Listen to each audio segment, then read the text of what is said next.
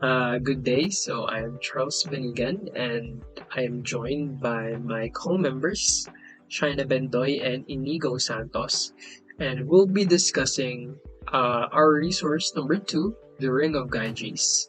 More specifically, we will talk about human nature as well as the very definition of justice.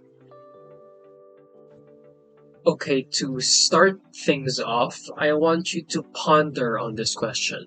You don't have to necessarily answer it on our group chat or in Google Classroom, but I want you to think about this question, think of an answer, and keep it to yourselves. Ponder on it for a while, and keep this question in mind as we go throughout our presentation. Our report will begin with an introduction to Plato, followed by a summary of the Ring of Gyges. We will then delve into the interpretation of this story, exploring its philosophical implications. Next, we will examine the concepts of hedonism and egoism in relation to the themes presented in the narrative. Lastly, we will conclude with a synthesis of our key insights.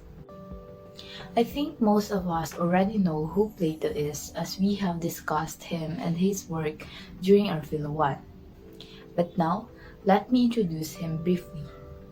Plato was a student of Socrates and a teacher of Aristotle. He is also the founder of the Academy. He is most renowned for his philosophical writings, including The Republic.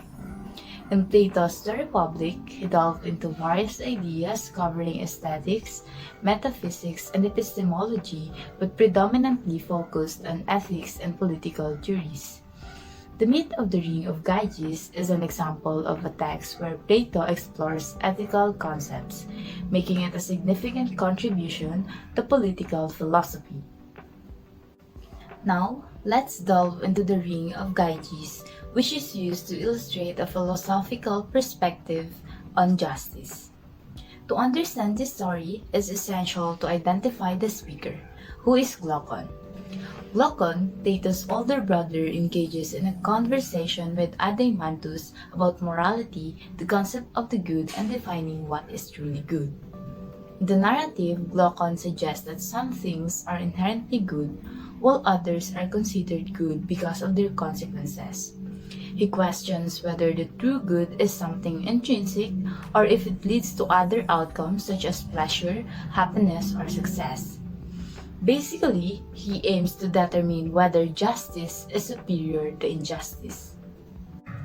Speaking of justice and injustice, let's briefly discuss how people view these concepts along with the law in society.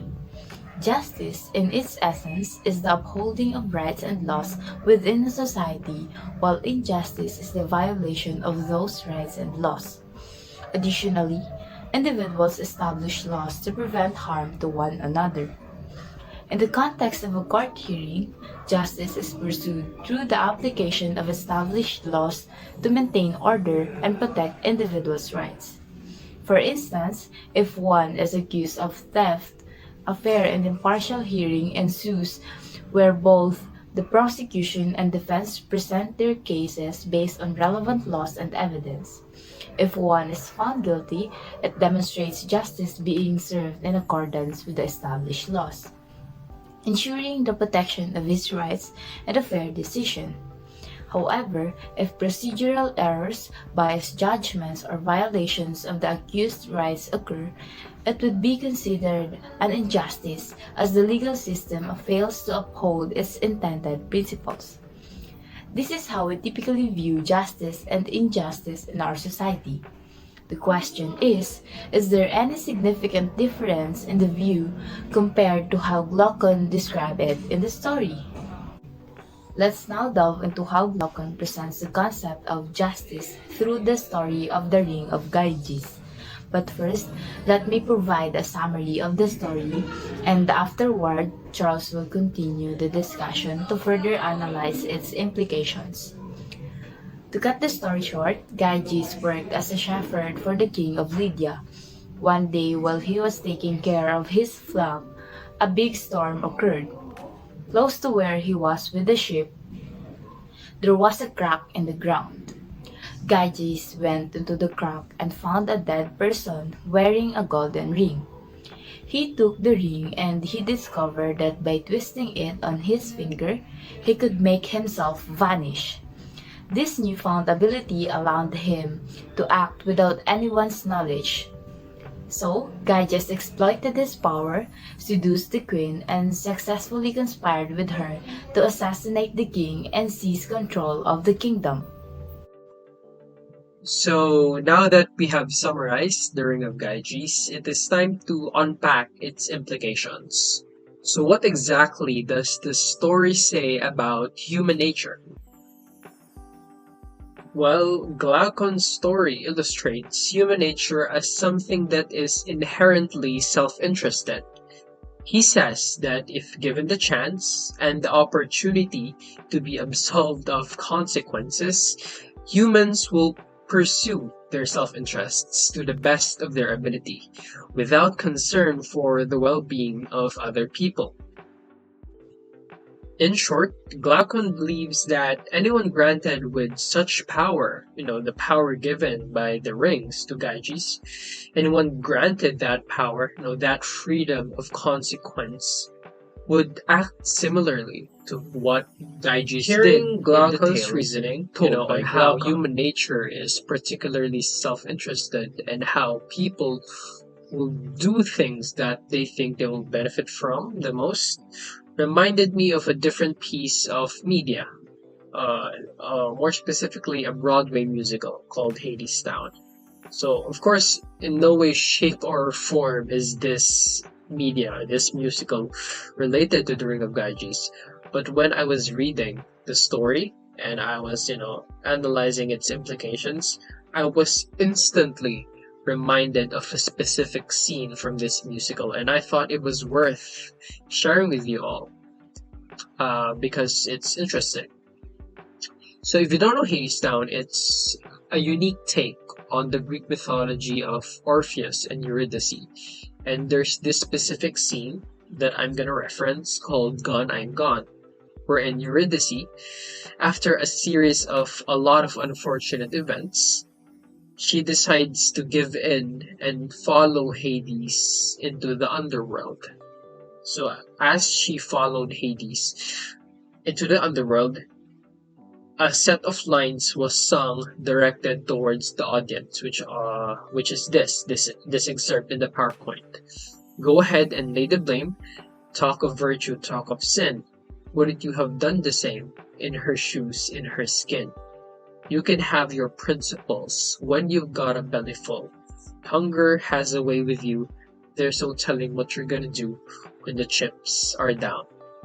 So these set of lines were sung towards the audience as a way to chastise the audience for judging Eurydice for her choices. So basically saying, hey, you may think Eurydice is dumb for following Hades into the underworld, but she genuinely thinks that in doing so, it's the best decision for her. It's in her best interest to do that. That's why she did that. And who knows, if you were in her shoes, if you were in her place, you probably would have done the same. You probably would have done everything in your ability to pursue your best interests, which in that case is to follow Hades into the underworld. So you may be judging her now, but you probably would have been the same.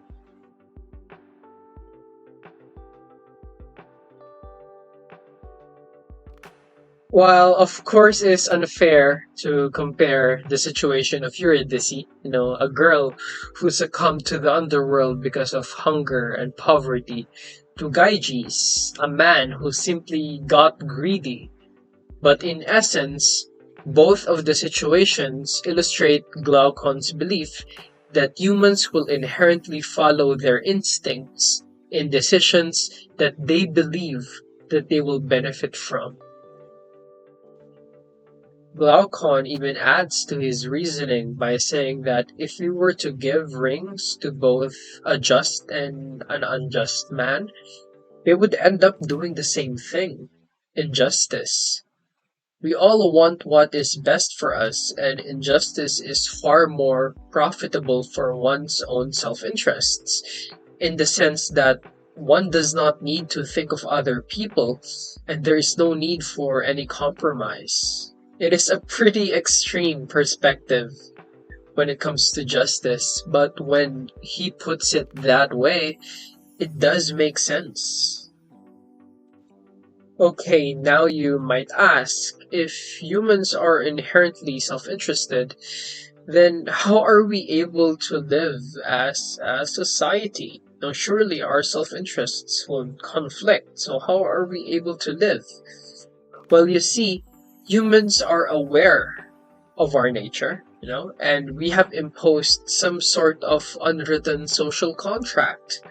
Society is just a form of mutual agreement of not doing harm to each other. This is why we impose laws and other social conventions, because we would want to keep people who would commit injustice and abuse the rules out. Demand just further adds to this discussion by saying that it is actually not the act of justice itself that is being valued, but rather what comes from being just, the reputation of being a just person.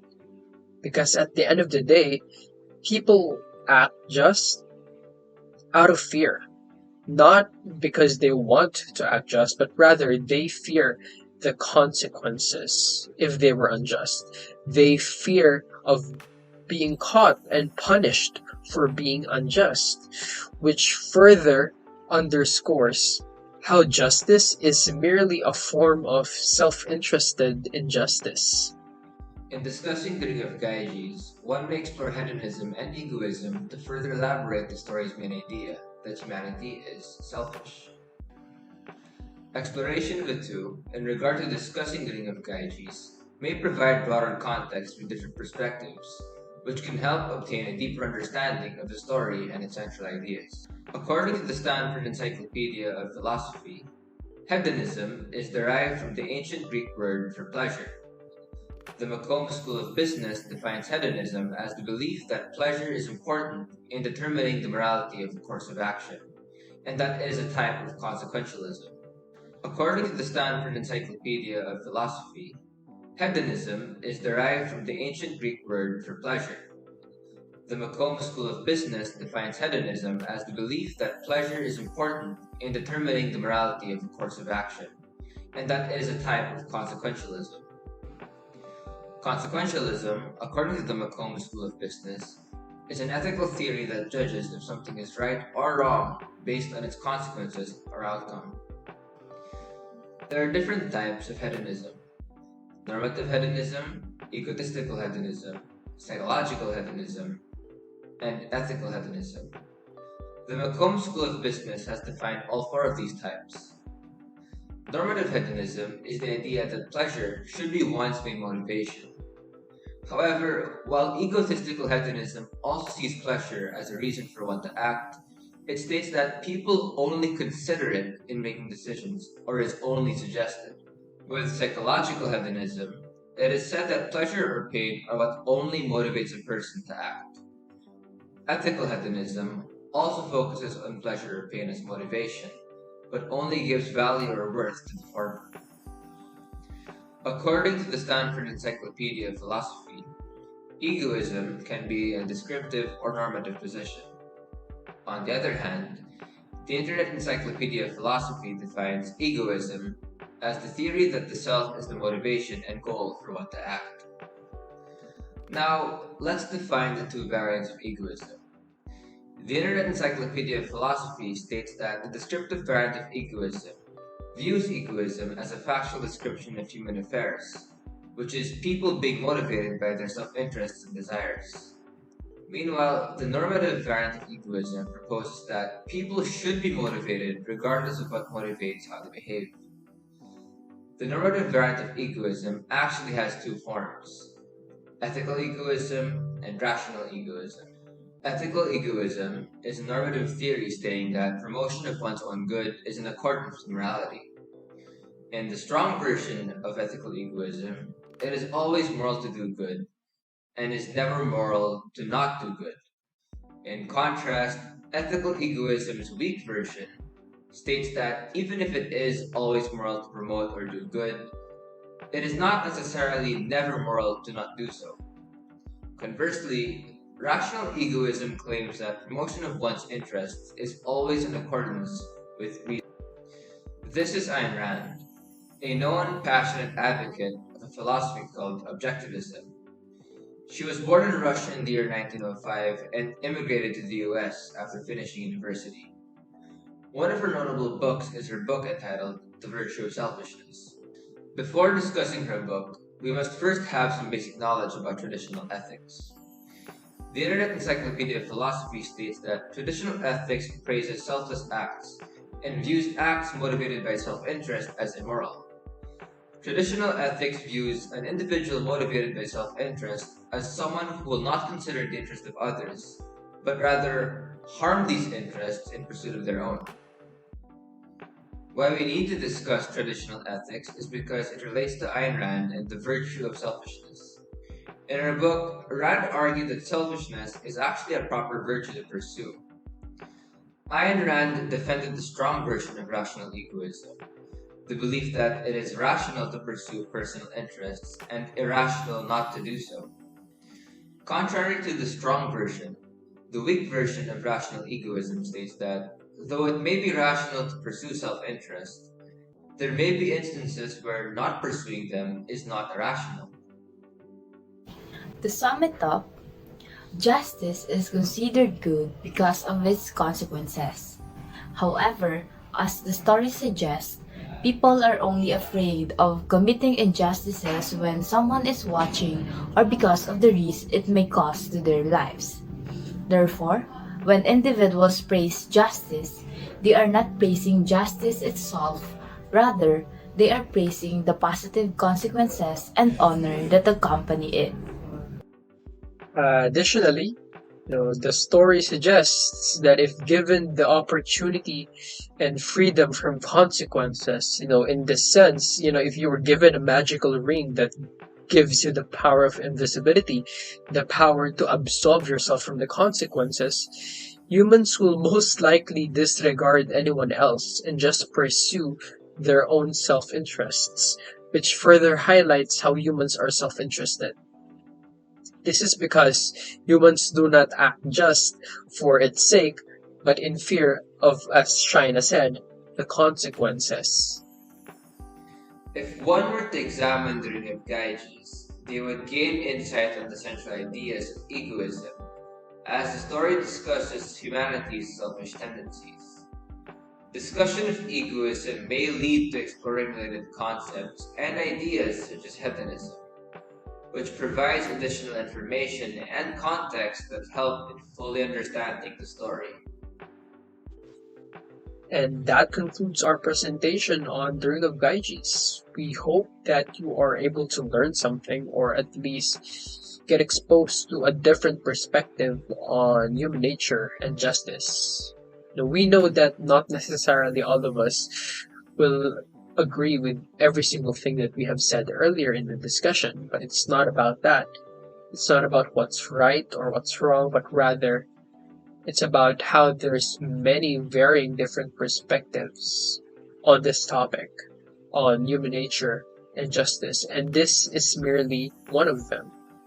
So if you're interested more in the Ring of Gyges and the philosophies behind this story, as well as its implications on human nature, justice, and society as a whole, this is a compilation of the references of the resources that we have used in this discussion of our presentation. So you can check them out, you can search even more, and we hope that you are able to gain something from our presentation.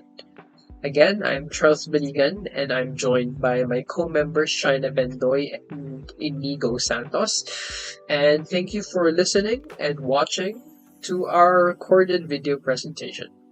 Thank you.